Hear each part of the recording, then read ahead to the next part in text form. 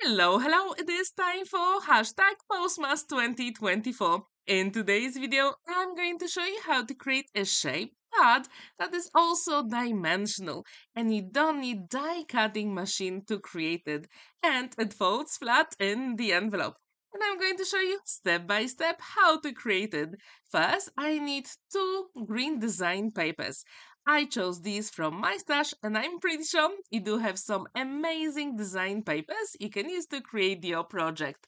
First, I've got 5 by 6 inches green card, and I'm going to score it at 1.5 of an inch, 2 3/4 of an inch all the way down. The next scoring line is at 4 inches and 1/4.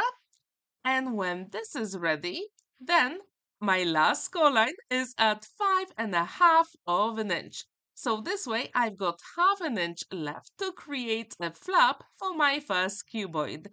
Now it is time to fold and burnish all those score lines. And then all I have to do is to use my liquid glue to assemble the flap with the whole element. Super quick and simple, right? That will be the bottom of my Christmas tree. Have you ever created a dimensional Christmas tree card? If you haven't, I really hope you'll feel inspired and create your own version. And what's really good about this one is going to go flat in 5 by 7 inches envelope. My next panel is going to measure 3.5 by 5.5 of an inch. I'm going to score it at 1.25, 2.5 of an inch, 3 3/4 of an inch, and 5 inches. So again, I've got half an inch left to create a flap for my cuboid. Again, I'm going to repeat the process, fold and burnish those score lines, assemble it together. So I need to put the glue on the flap. If you haven't heard about hashtag Postmas 2024, it is hosted by Katarina. Monica Papermona also takes part in this collaboration. All the information is in the description down below. So for 12 days, we're going to give you a different prompt to create a Christmas card that can be easily posted. For my third panel, I need 2 inches by 4.5 of an inch. I'm going to score it at 1, 2, 3, and 4 inches. So again, I've got half an inch left to create a flap. Super cool, right? Obviously, you can choose the measurement for your Christmas tree. I really wanted to have it very dimensional. That's why I'm changing all those measurements here. So again, I'm going to use my liquid glue and put it on the flap. And when this is ready, I'm going to create 2 more cuboids to create my Christmas tree. Whenever you create any project, I do encourage you to go with odd numbers. It is more eye-pleasing, and I think it is more interesting as well. So now I'm going to use that green design paper, and I'm going to create a panel that measures 1 inch by 3.5 of an inch. I'm going to score it at 3/4, 1.5 of an inch, 2 1/4, and 3 inches. So again, I'm going to fold it and burnish and assemble it together.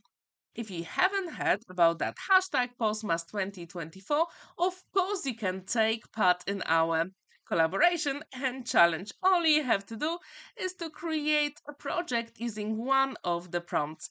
And today we have a shaped card. It can be a Christmas tree, a bauble, and also Christmas lights. Decisions, right? Now I need one more panel, and this time it measures half an inch by 2.5 of an inch. I'm going to score it at half an inch, 1 inch, 1.5, and 2 inches.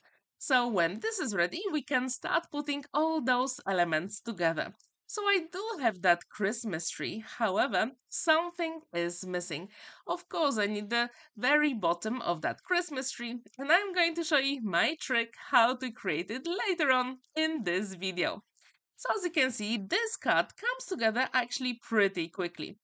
It did take me some time to do all the measurements, but I absolutely enjoyed the process. If you haven't seen my other cards where I use lots of maths, elements, and measurements. I absolutely love it. I really try my hardest to make those as easy as possible for you. Now, using the grid on my mat, I'm trying to center all those elements, and actually, it works pretty well. So now I'm going to use the liquid glue and I'm going to put it at the very bottom side. I'm going to line it up with the top edge here, and I'm going to leave 3/4 of an inch on each of the sides. And this way, I'm going to make sure it is evenly spaced. And I'm going to repeat the process with the third cuboid. And then I'm going to just go and do it again. So again, I'm going to use my liquid glue and put it here. If you like Christmas, but you're afraid of creating lots of cards, our hashtag Postmas 2024 is for you. If you haven't seen any of those videos, we already have 9 different projects for you, together with Katerina and Monica Paper Mona. Every single day in the morning, we give you lots of inspiration. So if you haven't seen our videos, all the links are in the description down below. So as you can see, it gives me all the dimension I want, and I need to open the top cuboid. And now we have to create the card base just to make sure it's going to be evenly spaced. So I've got green card, and this one is heavyweight. And this is the trick here. I've got the panel measuring 5 by 7 inches, and I need one more panel. This time it has to measure 5 by 7.5 of an inch, and I'm going to score it at 7 inches. That will give me the cut base. If you want, you can leave it this way, or you can cut it, and I'm going to show you how to make it the easiest way. So when the flap is folded and burnished, I can use my liquid glue to assemble the front and the back panels together to give me the cut base. And to be honest, I do like colored cut bases. Do you like them as well? Please let me know in the comments down below. I also wanted to thank every single person who watched and commented on my videos. That really means a lot. Now I've got 1/2 inch by 4.5 of an inch. I'm going to score it at 1.5, 2 inches, 3.5, and 4 inches. And that will go at the very bottom of my Christmas tree. Again, I'm going to fold it and burnish and assemble it together. When this is ready, then I can put the whole Christmas tree on the card base I created using the green card. Super quick and simple. Of course, if you want, you can use the card bases in your stash to create your projects. But this time I decided to create a top opening card. I think it is really cool. So as you can see, all the elements will fold flat. And I think this is such a cool idea. So now let's put all of them together. And if you want to make your card even more sturdy, you can put a few more layers inside. And I think that's what I'm going to do later on after the video. To be honest, the card really stands proudly on a flat surface. However, I think it could be a little bit stronger, especially with the card base. So here it is. Now I'm going to turn it over, put the glue on the back sides, and I'm going to put it on the cut base. I want to make sure I leave the space at the very top because I need to cut it a little bit, but I cannot cut the whole top. I'm trying to line it up with the very bottom of my cut base. As you can see, the widest part of my Christmas tree actually touches the sides of my card base. Super cool, right? And that was the way behind the whole card. Now I'm going to add a little bit more liquid glue here, just to make sure it is secure. And a very big tip for you, make sure the glue is set before you move on to the next step. Now I need a cutting mat and I'm going to use my craft knife. If you want, you can also use scissors. That will be perfectly fine. However, I do like my craft knife. I'm pretty good with it, and all you have to do is to be very careful because you don't want to cut your fingers. Here the video is sped up a little bit, so do not worry. I do take my time to cut all those elements. And remember, you cannot cut the very top panel because this way you're not going to open the card. So be careful and take your time. As you can see, it is not very straight at the moment, but I'm going to fix it. And if you do have those leftovers, they can be a perfect backing element for your sentiments. So now I have to fix the very top because it's not very straight. As you can see, I also have to cut the bottom as well. All I have to do is to follow the lines of all the edges, but make sure you don't really cut them, because we want those folds there. So, when this is ready, I'm going to adjust some of them a little bit and it's going to be done. If you want, you can leave it this way. However, off camera, I also used the same gold design paper and I created a star to embellish the very top of my card. As you can see, it folds flat, but I still need to adjust some of the elements. And at this point, I thought I really like all the green. It makes me think about those traditional colors. And just to make sure it is even more traditional, I'm also going to use more gold color. And I'm going to show you my trick. The card stands proudly on a flat surface. However, later on, I'm going to back it up again with some heavyweight green card. I fussy cut this star using the leftover gold card. And now I'm going to use gold Posca pen to add a little bit of sparkle, which I think is really cool.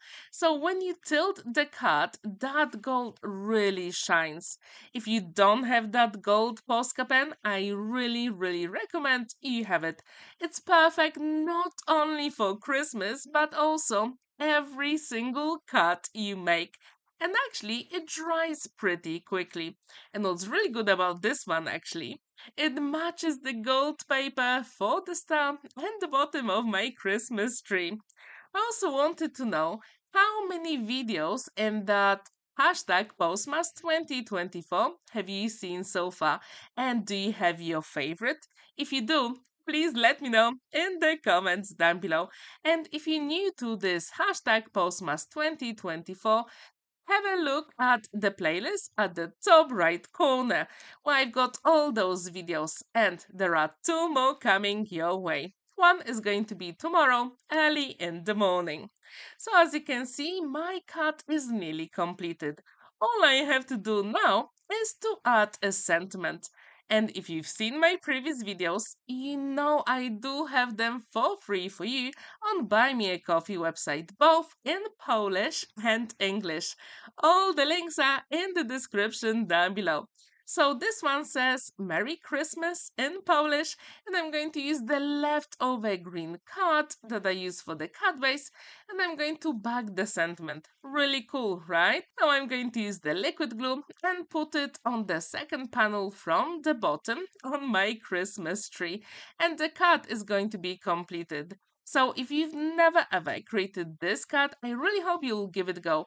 And if you don't want to create this shape card, you can also use those elements inside of the card to create a pop-up card. How cool is that, right? As you can see, it folds flat. In the envelope, there is plenty of space to write your message inside. Then you can back up the back of the card. And also, it has lots of dimension, which I absolutely love. Please let me know what do you think about this, and don't forget about this shaped card. And you can see all different ones for today's project. Thank you so much for watching and spending that time with me. Don't forget to like this video, give it a thumbs up and subscribe to my channel if you're new. And stay tuned because tomorrow we're going to have a really cool card sketch for you. Have a wonderful day and happy crafting! Bye!